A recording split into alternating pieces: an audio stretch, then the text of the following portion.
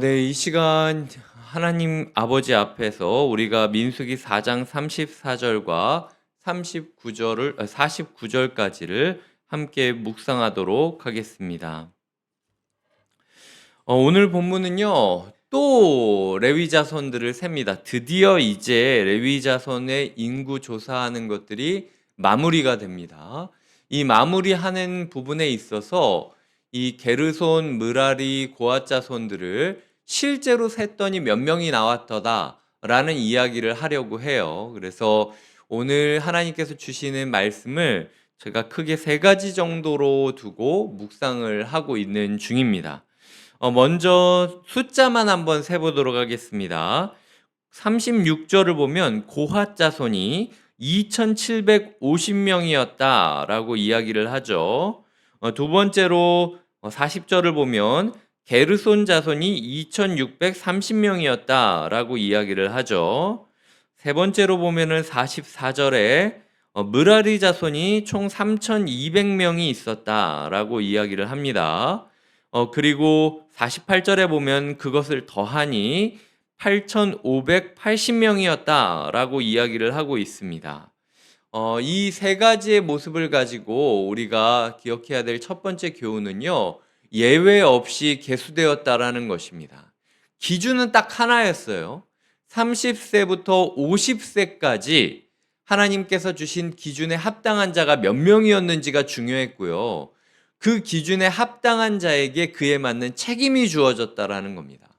그가 가족이 몇 명이었는지, 그가 어떤 삶을 살았는지, 이런 모든 것들이 중요한 것이 아니라 딱 하나, 그가 하나님으로 말미암아 부름 받았는가라는 부분이 굉장히 중요하다라는 거죠.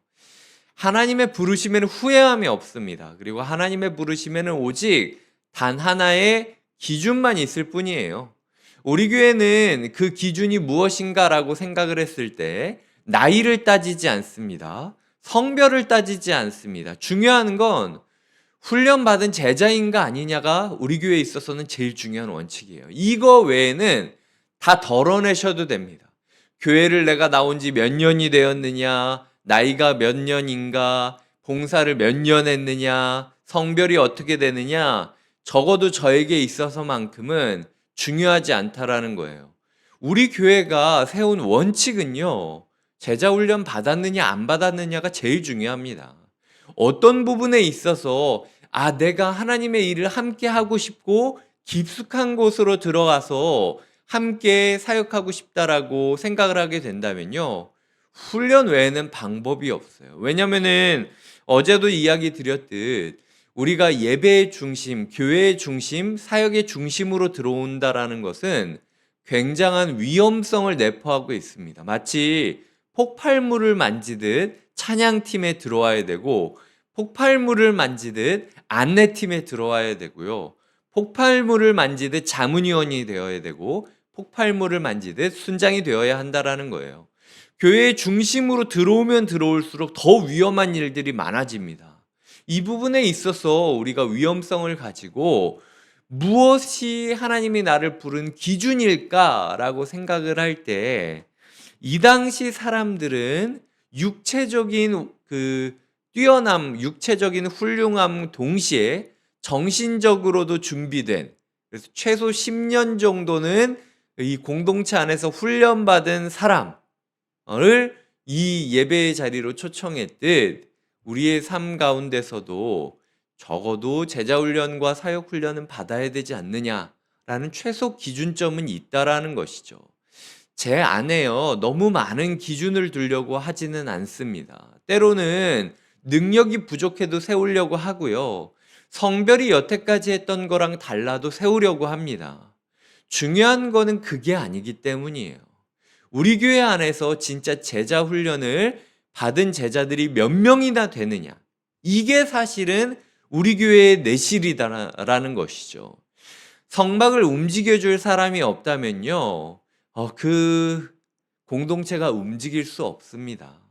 훈련받은 사람이 없다면 우리 공동체가 세워질 수 없다라는 걸 명확하게 보여주고 있다라는 거죠.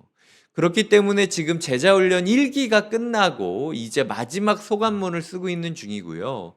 그리고 제자훈련 2기생들이 다음 주죠. 이제 15일 날 오리엔테이션을 하니까 오리엔테이션을 준비하고 있습니다. 제자훈련을 받은 분들과 받는 분들은 제자에 합당하게 살기를 위하여 꿈꾸시고 기도하셔야 되고요. 아직 훈련을 받지 못하신 분들은 훈련을 사모하셔야 됩니다. 아니, 우리가 만약 이 공동체 안에 있었다면, 레위기 공동체, 민수기 공동체 안에 있었으면 50세 넘는 사람은 쓰고 싶어도 쓰임받을 수 없었다라는 거예요. 그런데 우리는 50세 넘은 분들도 훈련이라는 기준 외 안에서는 하나님의 쓰임을 받고 있지 않습니까? 이렇게 축복받은 일이 어디 있겠습니까? 오히려 주님, 제가 출애굽 당시였으면은 쓰임 받지도 못할 존재였는데 그래도 곁에 있는 교회에 불러 주셔서 기회를 주시니 제가 하나님이 나를 무라리로 쓰시건 고아수로 쓰시건 간에 쓰임 받을 나를 기억하며 기대하며 제가 훈련을 사모하겠습니다라고 생각하시는 게 맞다라는 거죠. 하나님께서 쓰시는 그릇은 닦여진 그릇입니다. 큰 그릇이느냐 작은 그릇이냐가 중요한 게 아니고, 금 그릇이느냐 흙 그릇이냐가 중요한 게 아니고, 중요한 건 깨끗한 그릇이냐 준비된 그릇이냐라는 것을 중요하게 여기시는 거예요. 주님께서는 우리를 준비된 제자로 부르고 있다라는 것을 기억하시면서 제자를 세워보시는 주님 앞에서 도망치지 마셔야 됩니다. 우리의 삶 가운데 우리의 기준은 무엇이냐? 첫 번째로 제자다. 제자의 자리에 선 사람이 우리 교회에서 이 사역의 중심으로 초대받은 이들이다 라는 것을 꼭 기억하셔야 되고요. 하나의 기준이 세워지면 나머지는 차후에 따라서 생각하셨으면 좋겠어요. 내가 일단 제자훈련을 받을 기회가 있으면 받으셔야 되고요. 제자훈련을 받았다라고 생각을 하시면, 받았다라고 확실히 끝이 났으면 하나님의 부르심이라고 느껴지는 어떤 지점에 있어서는 일단은 예스라고 이야기하고 달려드시는 게 필요하다라는 겁니다. 제가 목사기 때문에 다시 한번 이런 얘기할 때마다 이야기 드리는데, 제 얘기가 다 하나님의 뜻은 아니에요. 저 또한 저의 부르심을 통해서, 저의 콜링을 통해서 차선의 차선이 최선이다라는 걸 입증되는 것들을 종종 보고는 합니다. 그럼에도 불구하고 저는 제 최선을 다해서 부를 뿐이에요. 마음 가운데 이게 하나님의 부르심이다라고 여겨지시면요, 일단 앞뒤 가리지 않고 달려드셨으면 좋겠어요. 하나님께서 그 모든 것들을 채워주신다라는 거죠. 이 이야기가 두 번째로 등장하는데요. 44절을 보면 무라리 족속의 숫자가 3,200명이다 라고 이야기를 하고 있습니다. 고핫이 2,750명이었고요. 게르손이 2,630명이었고 무라리 자손이 3,200명이었습니다. 성전 안에 가장 귀한 것들을 다룬다고 가장 인원이 많았던 게 아니에요. 그리고 인원이 가장 장자라고 해서 인원이 많았던 것도 아닙니다. 장자도 아니고 가장 귀하고 거룩한 것을 만진 사람도 아니었음에도 불구하고 하나님은 무라리 자손에게 가장 많은 숫자를 주셨다라는 거예요. 하나님의 부르심에는 후회함이 없고 하나님의 부르심에는 반드시 동역자를 주시고 능력을 주십니다. 무라리 자손들이 가장 허드렛 일을 하는 사람들이지 않았습니까? 가장 무거운 것을 짊어지고 있어야 되는 사람들이었어요. 그렇기 때문에 그들에게 가장 많은 사람을 주신 거예요. 네가 신앙생활을 오래 했기 때문에 동역자를 많이 주는 것도 아니고, 네가 어떤 자격이 있어서 가장 어떻게 보면 사람들 눈에 띄는 일을 하기 때문에 내가 너에게 가장 많은 동역자와 능력을 준 게 아니다. 그냥 각자가 각자의 필요에 맞는 대로 동역자와 능력이 주어진 것이니 교만할 필요도 없고 주눅들 필요도 없다. 하나님께서 다시 한번 이야기하시는 겁니다. 놀랍지 않습니까? 하나님께서 가장 허드렛 일을 하는 자에게 가장 많은 동역자를 주셨다라는 거예요. 하나님께서 오늘 우리에게 말씀하고 있는 겁니다. 내가 너를 불렀다면 너를 도와줄 사람은 너의 직무에 맞게 내가 붙여줄게. 때를 따라 돕는 은혜로 너에게 딱 필요한 인원만을 너에게 동역자로 줄게 라고 이야기를 하고 계시다라는 거죠. 하나님께서 우리를 부르셨다면 우리를 반드시 책임져 주실 것입니다. 주님을 믿고 동역자를 찾고 동역자와 함께 걸어가는 게 필요하다. 이게 두 번째 교훈이고요. 세 번째로는 숫자가 많지 않다라는 겁니다. 오늘 보시면은 총 그 개수가 8,580명이었다라고 개수된 숫자를 이야기하고 있어요. 그리고 1장 46절에 보면은 이스라엘 가운데 싸울 만한 자로 개수된 사람이 60만 3,550명이었다라고 기록이 되고 있습니다. 제 기억으로는 60만 3,550명을 100%라고 생각을 했을 때 8,580명은 거의 1.41, 1.4%, 1.5% 정도밖에 되지 않는 비율이에요. 하나님께서 봉사의 자리로 우리를 초청하실 때요, 막 다 같이 모여가지고 왁자지껄하고 막 이러지 않습니다. 항상 숫자가 몇 명이든, 뭐 우리가 세부적으로 봤을 때 2,630명, 3,200명, 2,750명 적은 숫자는 아니잖아요. 그런데 60만 명의 싸우는 사람들과 함께 움직이던 레위 지파 입장에서는요, 우리는 왜 맨날 이렇게 소수여야 돼? 이 얘기가 굉장히 많았다라는 거예요.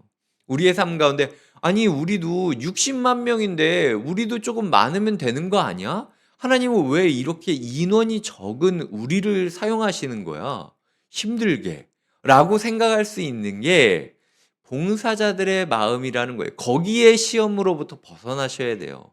왜 나만 고생해야 되냐? 나는 소수인데 우리 봉사팀은 왜 이렇게 적냐? 봉사팀을 100명을 채워줘도요. 100명. 저는 얼마 전에 어젯밤에도 제가 이런 이야기를 한 분이랑 나눴습니다.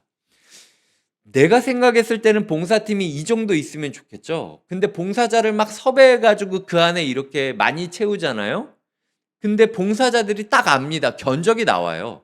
아, 여기는 몇 명만 있어도 충분하구나. 아무리 막 봉사자를 채워 넣어도 사실 딱 있어야 되는 숫자 외에는 싹 또 이렇게 떨어져 나가요. 기존 사람들이 그만두든지 아니면 새로 왔던 사람이 적응을 못하고 그만두든지, 결국 아이러니하게도 봉사의 자리는 항상 소수자로 남는 게 이 만고불변의 진리입니다. 이 출애굽 당시부터 계속 이어왔던 모습이에요. 사람이 많냐 적으냐를 가지고 우리의 봉사의 퀄리티를 따지시려고 하실 필요가 없습니다. 중요한 건요, 부름받은 사람만 충성되이 헌신하면은 2,630명, 2,750명, 3,200명 결코 부족한 숫자는 아니라는 거죠. 누가 느끼기에는 아유 왜 하나님은 곁에 있는 교회에 이렇게 많이 있는데 왜 우리만 불렀냐라고 이야기할 수 있겠지만요. 1.4%밖에 자기를 느끼지 않는 사람이라 할지라도 하나님께서는 부른 사람만 제대로 사역을 해도 충분히 감당할 수 있다라고 말씀을 하고 있다라는 겁니다. 중요한 건 오늘 모세와 아론과 사람들이 그랬듯 꼼꼼하게 카운트해야 돼요. 예외 없이 넌 우리 팀이야. 너 30세 넘었잖아. 집안 사정 따질 게 아니고 네가 도와주지 않으면 우리 다 죽어. 라고 이야기를 하면서 서로 같이 부름받은 사람을 붙잡아주고 함께 동역하는 모습이 필요하다라는 거예요. 이 숫자가 많지 않은 과정 가운데 모세와 아론이 어떻게 사역했느냐? 저는 세 가지 키워드로 생각을 했습니다. 첫째, 꼼꼼히. 두 번째, 최선을 다해. 세 번째, 말씀을 따라. 하나님의 일을 한다라는 거는요, 오늘 본문에서 모세와 아론이 지켰듯 꼼꼼히 해야 됩니다. 한 사람도 예외 없는지, 2,630명인데 2,600명이라고 애둘러 이야기하지 않았다라는 거예요. 꼼꼼히 하나님의 사역을 해야 되고요. 그리고 최선을 다해서 해야 됩니다. 아유 그냥 대충 해. 뭐 그냥 뭐 니네 서 우리가 셀게 이렇게 하지 않고 집집마다 돌아다니면서 이게 하나님의 뜻이니까 맞는지 전력을 다해 사역했고 그리고 이 기준이 자기의 생각과 자기의 뜻과 자기의 감정이 아니라 말씀을 따라서 사역을 했다라는 거예요. 하나님께서 모세와 아론에게 주셨던 이 사역의 원칙을 가지고 우리가 숫자가 적은 이 소수의 봉사자들 가운데서도 꼼꼼히 최선을 다해 말씀을 따라서 봉사할 사람들을 초대하고 그리고 봉사할 사람들을 격려하고 함께 동역하는 모습이 필요하다라는 겁니다. 제가 말씀을 마치겠습니다. 첫 번째로는 예외 없이 계수되었다. 기준 하나로 인하여 예외 없이 계수되었다. 우리 교회는 제자 훈련을 받았느냐? 이거 단 하나의 기준밖에 없어요. 우리 교회 가운데 훈련을 사모하고 훈련받은 사람은 훈련에 합당하게 살아가기를 꿈꾸는 하루가 되어야 된다. 이게 첫 번째 교훈이고요. 두 번째로는 능력과 동역자를 주신다라는 거예요. 장자가 아니고 가장 귀한 집기를 다루는 게 아니었음에도 무라리에게 가장 많은 숫자를 허락하시는 하나님. 내가 그 봉사를 해야 한다면 그 봉사에 가장 맞는 동역자들과 능력을 부어주실 것입니다. 하지만 세 번째로 실제로 따졌을 때 1.4%밖에 되지 않는다라는 거예요. 우리는 왜 이렇게 소수인가라는 소수의식이 날마다 우리를 시험 들게 합니다. 하지만 우리 안을 둘러보면 이 봉사를 하기에 충분한 인원이 모였음을 신뢰하면서 꼼꼼히 최선을 다해 말씀을 따라서 함께 초대해야 될 사람들을 초대하고 동역해야 될 사람들과 동역하게 된다면요. 8,580명이라고 하는 굉장히 그래 우리 제법 많구나 라는 그 교훈을 깨닫게 되고 확인하게 될 수 있다는 것이죠. 하나님께서 이제 레위 자손들을 준비하고 계십니다. 이제 예배를 위한 준비를 마치고 계세요. 내일 우리의 예배가 이루어집니다. 많은 봉사자들이 필요해요. 행사 지원부부터 시작해서 특히 요즘 제가 묵상하고 있는 건 아침마다 이 끝날 때마다 정리해주는 행사 지원부에 많은 도움들이 필요합니다. 그래서 오늘 말씀을 묵상하면서 주님 무라리에게 가장 많은 인원을 주셨듯이 예배를 위하여 봉사하는 봉사팀 중에 행사 지원팀이 가장 많았으면 좋겠습니다라는 그런 기도를 드리며 제가 이 자리에 나왔어요. 하나님께서 필요한 봉사자들을 허락하시길, 그리고 훈련을 사모하는 봉사자들이 세워지기를, 능력과 동역자 주시는 하나님을 감사하기를, 그리고 꼼꼼히 최선을 다해 말씀 따라서 서로를 초대하고 동역하는 봉사의 장이 열리는 예배가 되기를 함께 꿈꿔주시는 토요일이 되시길 주님의 이름으로 축복드립니다. 기도하시겠습니다. 하나님 아버지, 눈이 보슬보슬 내리고 그리고 발바닥은 척척하게 눈이 녹아서 미끄러지기 딱 좋은 오늘 날씨, 아무도 없을 거라고 생각을 하며 나왔던 이 자리에 너무나도 많은 영혼들이 앉아있는 것들을 보며 하나님께서 여전히 우리 교회를 사랑하고 계시다라는 사실을 다시 한번 확인하게 됩니다. 하나님께서 세워주신 교회, 하나님의 능력으로 인하여 인간의 능력이나 인간의 패거리 문화로 교회가 세워졌다라고 이야기하는 게 아니라 오직 하나님의 능력으로 교회가 세워졌음을 우리가 고백하게 하여 주시옵소서. 하나님, 예외 없이 개수되었음을 기억하며 우리 교회 안에 기준이 무엇인가? 딱 하나, 제자 훈련밖에 없지 않습니까? 훈련을 사모하고 훈련받은 자답게 살아가는 교회가 되게 하여 주시고, 훈련 이외의 사실을 핑계로 예외로 두지 않게 하여 주시옵소서. 또한 능력과 동역자 주시는 모습을 가지고 하나님 아버지, 우리의 삶 가운데 내가 필요한 인원은 이미 내 곁에 있다라는 사실을 깨닫고 함께 꼼꼼히 최선을 다해 말씀을 따라서 서로를 초대하고 서로와 동역하는 놀라운 협업이 있게 하여 주시옵소서.